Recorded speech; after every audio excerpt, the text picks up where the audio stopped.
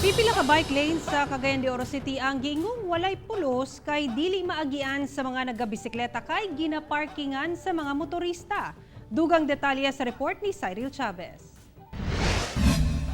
Ginaplastar na sa Roads and Traffic Administration kon RTA sa Cagayan de Oro City ang mga bike lanes sa syudad.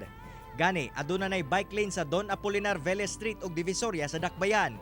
Apan ka matikdan nga bisa niini dili kini magamit sa mga nagabisikleta. Sanglit sagad niini adunay mga nakaparking nga sakyanan.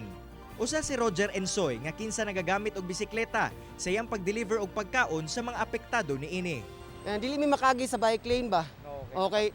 Namay na para ani lugar karon na naka-parking. Yeah. Mukawat gid mi sa space. Susama sab ang panghinaot ni Cruz Luzdak kinsa naga-exercise halos matag adlaw sa iyahang bike. Para sa Manila, na ilang linya gid sa mga biking. Plaster gid. Hinoon aminado ang RTA nga dunay gihapon mga motorista nga wala pa masayod sa mga bike lanes. Busa ginaparkingan nila kini. Mao nga pakusgan sa buhatan ang ilang pagpatrolya sa kadalanan. Pinaagi sa mga enforcers nga gagamit sab og bisikleta.